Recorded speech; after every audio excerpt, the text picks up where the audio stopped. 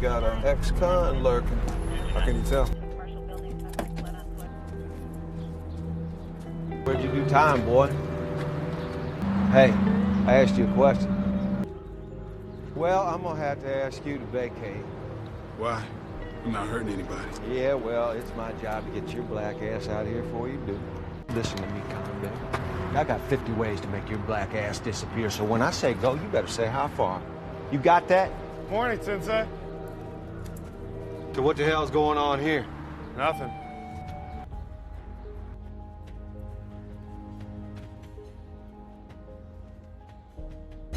What's that all about?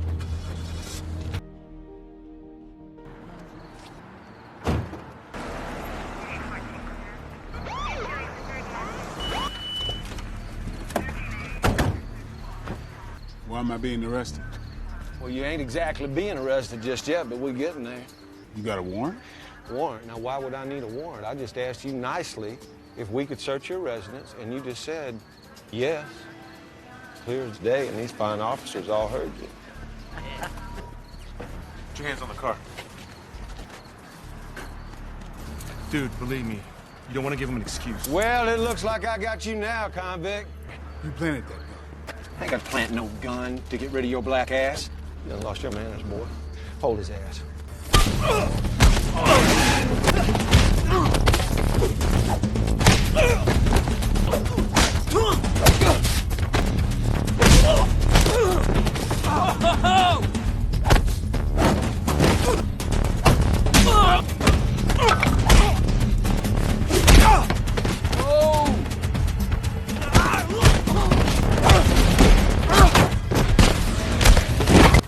This is where it begins. The story begins with Mike Stokes being dropped off at college by his father, a man he clearly has a strained relationship with. Look, son. Thanks for the ride. Shortly after arriving, Mike meets his roommate Kurt, who comes across as friendly and easygoing. We are then introduced to Zach, a dedicated boxer in training. During a session, his agent mentions an upcoming fight involving a dangerous fighter named Ortega. Ortega's original opponent has dropped out under mysterious circumstances, and Zach has been selected as the replacement. His trainer strongly objects to this decision, warning that they know nothing about Ortega and that the risk is too high. However, Zach, driven by overconfidence, chooses to go through with the fight. And educate this dude. Title fighter right here. You tell him, Zach. You tell him. It's time.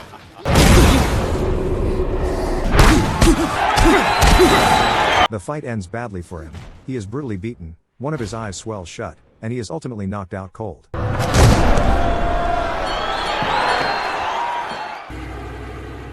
We meet Tim, another college student who is dealing with serious financial problems at home.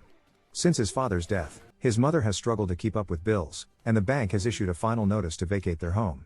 Mom, just let me drop out. I'll get a night job. No! Despite this, his mother refuses to let him drop out of college, insisting she will find a way to fix their situation. The narrative introduces Justin Epstein, a comic book store clerk and self-proclaimed geek. When a girl comes into the store to trade comics, Justin awkwardly asks her out, but she rejects him, making it clear he is not her type. Not gonna happen, dork. Later, Mike browses the college website, only to discover it has been hacked. A mysterious countdown appears on the screen, promoting an underground event known as the Beatdown. Kurt encourages Mike to go out and enjoy college life, but Mike refuses. That same night, Justin is attacked by a group of bullies while walking home. What? You think this is a game? You have to run your mouth. That's what I'm talking about, what? He tries to defend himself but is quickly overwhelmed. As the bullies continue to beat him and mock him, Tim and Case Walker, who are training nearby, step in. Their presence alone intimidates the attackers, who back off without a fight.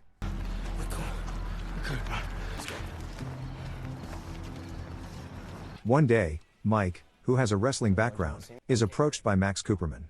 Max is recruiting fighters for an illegal MMA tournament set to take place in 100 days, with a $10,000 prize for the winner. It's illegal, right? I don't know, man. You think? Mike says he will think about it. Max tells him that if he cannot join, he can bring 2 fighters to fill the remaining spots. Soon after, Zach visits a doctor to examine his injured eye.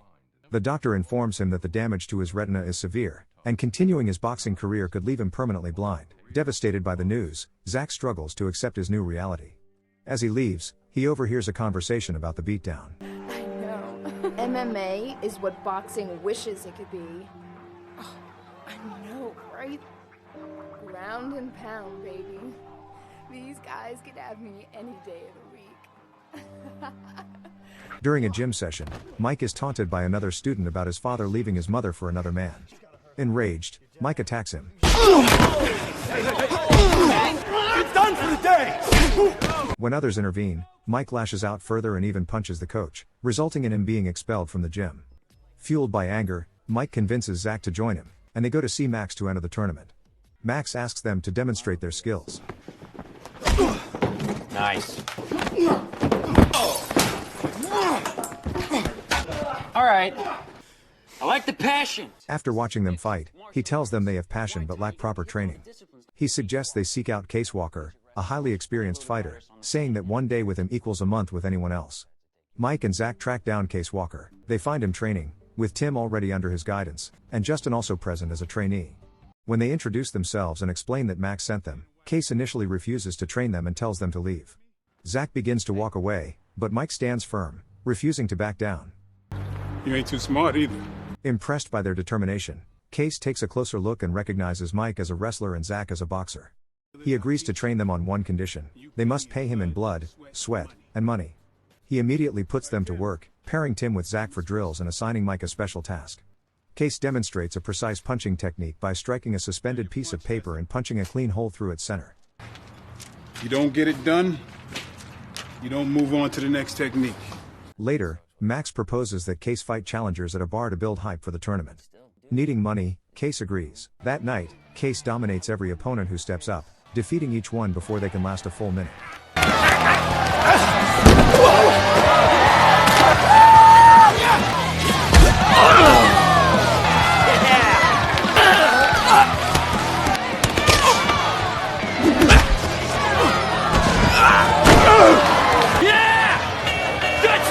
The next day, while Case is training, 2 police officers arrive and recognize him as a former convict.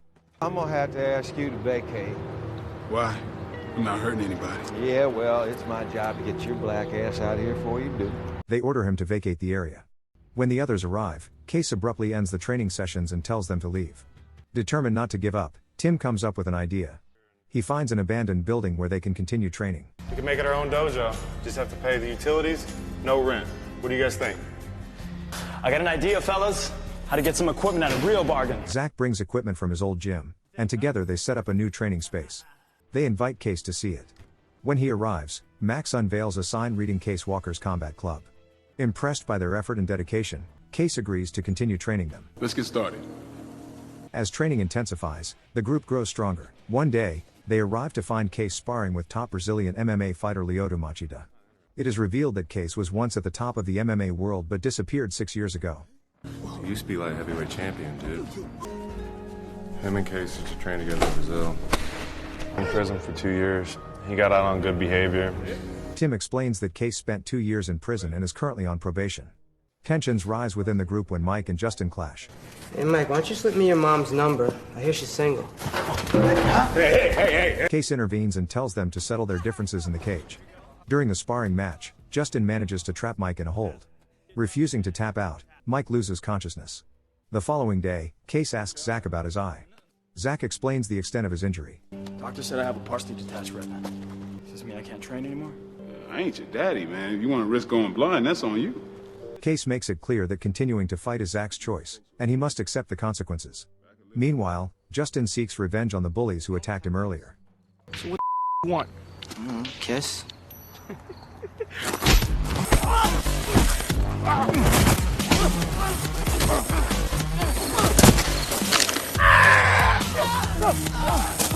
My bad. Look, come on, bro. Look, we just fooling around. Covered in blood, he later thanks Case, but Case distances himself, not wanting further trouble with the law. Get out of here. Well, no, come on. What do you mean? No. Get out of here, Justin, and don't come back.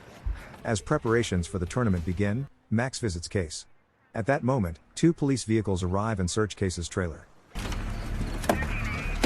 I'm gonna have to ask you to hold it right there. We, search your residence? You got a warrant? Warrant? Now, why would I need a warrant? I just asked you nicely if we could search your residence, and you just said Yes. Clear as day, and these fine officers all heard you. Put your hands on the car. The officers secretly plant a gun inside. When Case denies ownership, a racist officer assaults him while he is handcuffed.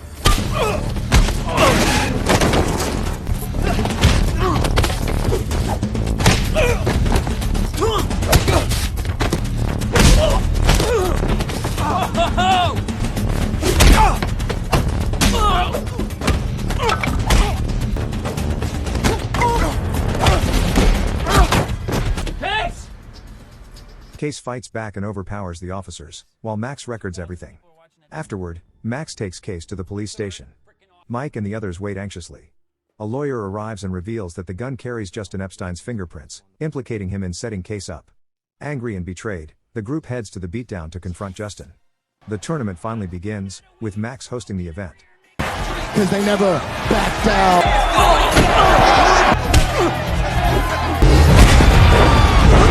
Stokes wins by some crazy Bruce Lee flying inverted kick.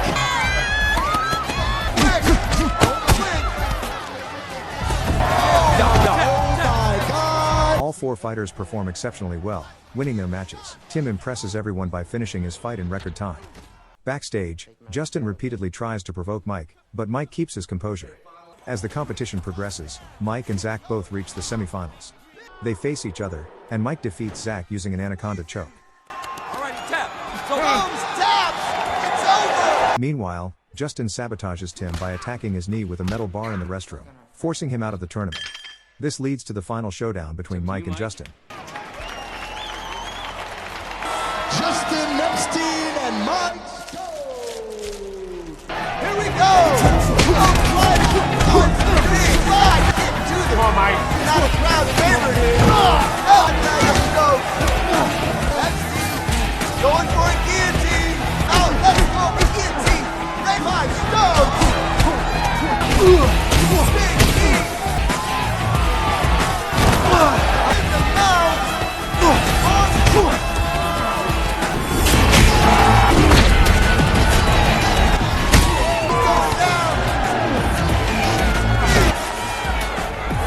After a brutal and exhausting fight, Mike secures victory by breaking Justin's shoulder using an omoplata submission hold. Even after losing, Justin attempts to attack Mike from behind, but Mike counters with a powerful Superman punch that knocks him down. As Mike celebrates his victory with his girlfriend Eve, he takes a significant step forward in his personal life. He calls his father and asks him to meet for dinner, ready to confront their issues and rebuild their relationship. In the end, Case receives a call from Big John McCarthy, confirming his return to professional MMA, marking a new chapter in his life. Subscribe for more dramas like this, and don't forget to like this video, it really helps the channel grow.